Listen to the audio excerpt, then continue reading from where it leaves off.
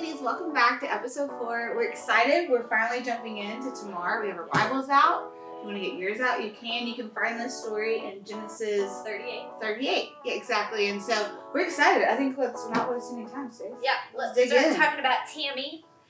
Okay. What you call her? No, I just threw it out there. I like Tammy. It's easier to say. Unless your name's Tamar, don't be offended. No. Okay. So sorry. So we are here in Genesis 38, and this is where we come upon the first lady's story. Mm-hmm. So Jesus' genealogy. Tamar is our first woman. Cool. And she, interestingly enough, is a Canaanite. So Jesus was a Jew. They were told not to intermarry. Yet Jesus' genealogy includes a lot of different ethnic backgrounds. Yeah. Ultimately, we have Jacob, and his name gets changed later to Israel. Mm-hmm. He has 12 sons. These are our 12 tribes. So Judah is this one of the sons, becomes like the father of the tribe of Judah. But Judah, he just kind of goes off, right? Maybe he's like a teenager, maybe he's in college, and he has like, see you later, Dad. And so he's moved to Canaan. He's taken on a Canaanite wife himself, and they have 3 sons whose names are Onan, and Shelah. You know, we considered her. Did you? Yeah. It's a good solid Yeah. name. Nice and short. How do you nickname that? What's up, E? Definitely wanted to call our baby girl E. Okay, keep going. So, we have 3 sons, Judah and his wife. Yeah. They have 3 boys. Okay. Onan, not a girl. Onan, and Shelah. Cool. Also not a girl. That's good to know. Yeah. Maybe it's pronounced differently. Maybe. We're going to go with Shelah. I like Sheila. So, 3 sons. Back then, arranged marriages were how it was done. Yeah. So, the dad would go out and find a wife for his sons. Mm-hmm. So, he finds this Canaanite woman, Tamar. I'm saying woman. She was probably like 13.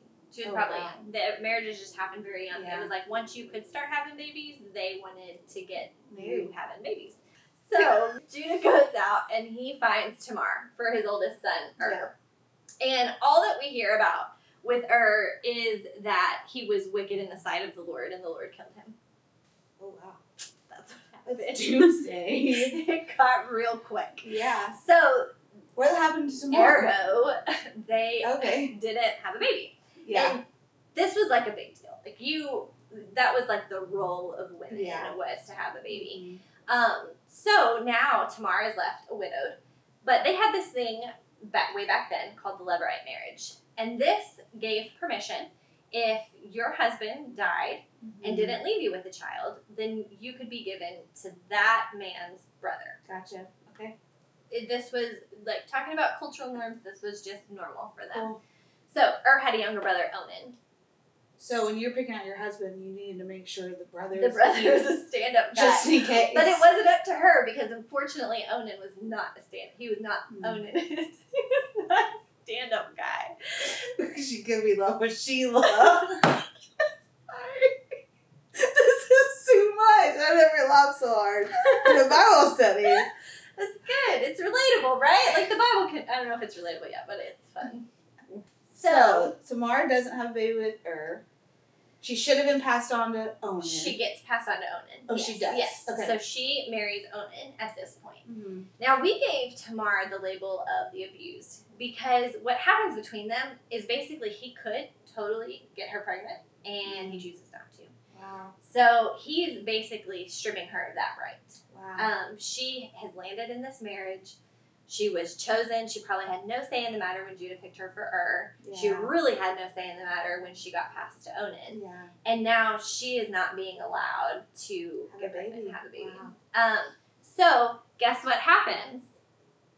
The Lord takes her back. And he's got her back. And it says in verse 10 of chapter 38 in Genesis, and the thing which he did, talking about Onan, displeased the Lord, therefore he killed him also. Man. So the Lord's like coming to the defense of Tamar, which I kind of love. Yeah. Especially for people who maybe, when we've done this studies with other girls, they maybe haven't had a great relationship with their father, or their father wasn't in their life at all, and they didn't have that dad there to like have their back against the scoundrel of a boyfriend that they were dating. And this is just a really kind of neat picture, Yeah. I think, of the Lord having her back. Yeah. You know? It's intense way, but yeah. It's super intense. It's like a southern dad. He like brings Like, the gun out. and he kills him. Yeah. Yeah. Thank you, Lord. But it is beautiful though. Yeah. That's just kind of how the Lord, well, I'll just kind of break this down. That's kind of how the Lord really acted back in the Old Testament. And that's what we're digging in. Mm-hmm. New Testament, Jesus, there's grace and there's different mercies and different things. So don't let that inject fear of, oh my gosh, if I don't do it, that person died because he's displeased. Yeah. So, yeah. Mm-hmm. They killed me or so-and-so died because he must have not been living for the Lord. Mm-hmm. Let's not go there and get crazy. But this is how, back in the Old Testament, our God is a just God. Yeah. Yeah. So, Tamar is left widowed again for the second time. Still no baby.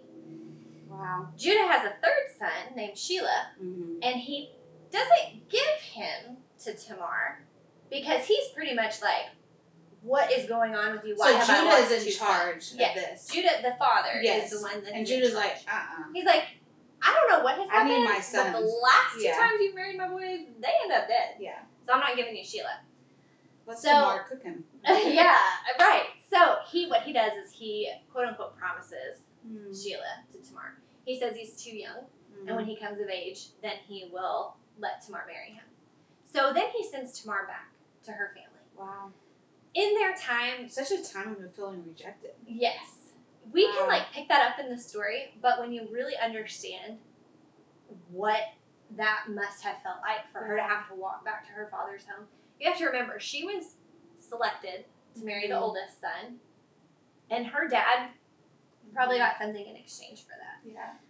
There was probably some sort of payment, some sort of alliance made, something, and for her to walk back, her dad wasn't a happy dad to see her. It was, what have you done wrong and why have you come back here? Yeah. Scholars believe that she probably worked and lived as a slave and not as a daughter back in her own home. Wow. And the weight of that, because, just thinking of the rejection that Tamar was going through, going back home, like you were mentioning, I think even the lies that she had already bought into through these past two marriages of maybe her and we don't know for sure whether they were she couldn't get pregnant or he wasn't able to do that. But me and Maria struggled for years to get pregnant, and it was just a daunting task, and it mentally gets overwhelming. And you're like, this is, my body is supposed to create a child. Why is it not happening for me, Lord? And then for that husband to die, and you go to your second husband, and you're kind of coming into it in a way of feeling less than or what's wrong with me, and then he doesn't allow it. Now you put an injection of why am I not pretty enough? Why doesn't he want to have a child with me? Am I second best? Yeah. And then she gets put back to her family. Here's a woman who is buying into everything that the enemy is saying to her. And how often do we as women believe we're second best, or we're passed over, or looked past, or why not me, and every other girl has it. And this is Tamar walking back into her family's life. I love that you mentioned the rejection, because that could absolutely be another label for her, was rejected. I'm sure she felt rejected. Oh, she did. She did. Yeah. And she was, another label could be unwanted. Yeah. She felt unwanted. Her father-in-law didn't want her. Her own father was not happy to see her back. Yeah. And you're exactly right. How many times have we walked through seasons in our lives of feeling completely unwanted? And when we buy into that, it becomes our identity. And so she needs a redemptive story at this point. She needs to know who the Lord is, because now her life is right where the enemy wants her. Head down, shuffle past, slave mentality. That's exactly right. You can't do anything. You will never be anything. This is your life. You're stuck. Exactly. And how many times have we felt stuck as women? And so I love this part here's where she gets redeemed. Right. And her story completely gets turned around. So her story's super interesting. Yeah. You should definitely pick it up and read it, because it is kind of wild and crazy. And when we have taught this story before to women who haven't read this part of it, they're always like, ooh, what? Yeah. It gets crazy. So Judah has promised her Shelah. He has sent her back home to wait for Shelah to come of age. Time passes, years pass. she knows Sheila's of age, Mm-hmm. and Judah's not coming back for her to get her and allow her to marry his third son. So homegirl takes matters in her own hands. Like most women do. She does. And she doesn't do it in the most honest way. No, she doesn't. She doesn't do it in the most G-rated way. She puts on a full out deception, and essentially tricks Judah into believing that she's a prostitute. She's fully covered. She's wearing like what prostitutes would have worn, which at that point of feeling completely rejected, completely unwanted, abused. It puts you in situations that sometimes you may regret, or that if you look back on yourself, like, how did I ever do that? Yeah. But here's a girl who's walking as a skeleton of a woman. Feeling like she has no worth. Yeah, she's got to do whatever she's got to do to survive. Right. So she's survival mode at this point. Exactly. So she covers herself in what harlots is like the biblical word for it, would wear. So her face is totally covered. So Judah doesn't know who she is. So she disguises herself as this woman, and ends up having a relationship. Okay, how do we say this? Do we say she sleeps with? She has a one-night stand? How do we say this with Judah? I'll just say it. She had sex with Judah. They did the thing. And she ends up pregnant, Yeah. finally. So she is now pregnant with her father-in-law's kid. So the thing is, she went through this whole big deception. Judah didn't have the money to pay her at the time that services were rendered. So he pledges to her, I'm going to send my servant with a goat to pay you. So Tamar says, I need something to hold on to, like collateral, basically. Yeah. So he gives her his staff, his cord, and his signet ring. Everyone would know him by these three things. By these three things. Which amazes me that he gives her these three things. Yeah. Because he just bought a prostitute. Like, this man's like, sure, here's my license, my passport. Social security card. Yeah. I'll come back and give you a goat later. Yeah. And I'll get that stuff back. Whew. That's exactly right. That guy, anyways, we won't get into that. So, people are not making the best of choices right here in this story. Not in this few sentences. No, but how many times do we not make the best of choices either? No. And God doesn't give up on us. No. So what's really cool is we see this play out. She leaves. She doesn't wait for the goat. She's like, I've got what I need because this baby is going to come and he's going to deny that he's the father. Oh, yeah. So that time comes. Judah finds out that she's pregnant. He's infuriated, and he has called to have her brought in to burn her. And he's exposed. Well, he doesn't know that he's the dad yet. That's right. Yeah. So he calls for her, and to be burned at the stake. Yeah. They were going to kill her as, how dare you go and get pregnant outside of my family line? Yeah. Whereas she's like, I was waiting on the third son, and you didn't send him. So she shows up. Servants bring her to Judah. She shows up.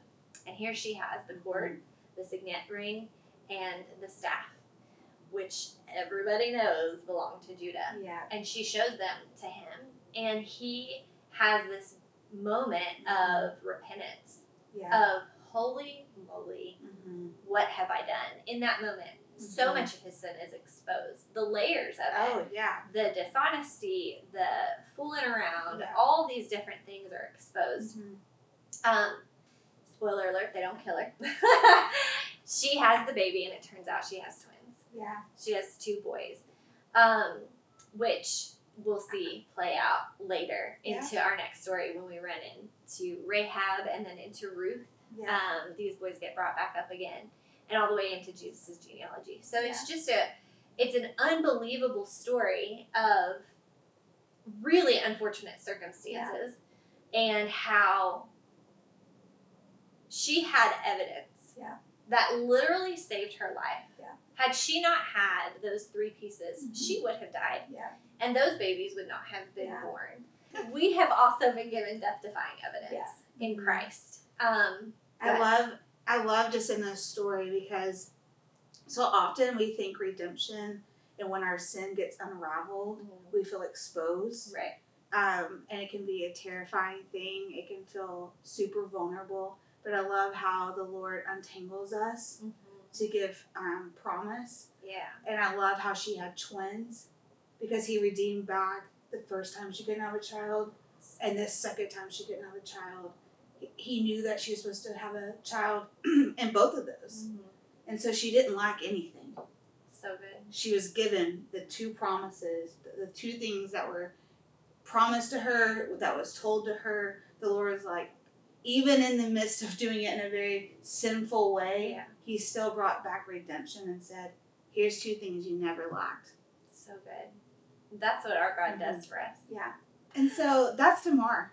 Yeah. And we have some resources for you. We're going to put those links in the bottom of this that you can click on. Some questions to help process. Yeah. To kind of think through, we would encourage you to read it. Read it yourself. If you don't have a Bible, we'll put the link in there as well. Mm-hmm. So you can just pull up the page on Google. Mm-hmm. Most of us have Wi-Fi or some way of getting that. But process it, journal it. Where has God promised you something that maybe you didn't get in the due time that you thought? Maybe in your sin, He's still circled it back around and has given you a promise and He's fulfilled it. Yeah. Even when it seemed like circumstances that were not redeemable, He redeems it. And so our God is a beautiful God who is so faithful to us, even in all our craps. Yeah, absolutely. Yeah. So make sure you like, comment, subscribe. If you love this, let us know what parts were your favorite parts. Yeah. Or what parts you have questions about. Yeah. Let us know that too, because it's kind of a crazy story. Yeah. And honestly, it's got layers. It's got layers. In a really short chapter, we hear an unfold of a whole story of a young woman. And so we can't wait to see you next week as we dig into Rahab. Rahab. That's right. So see you next week.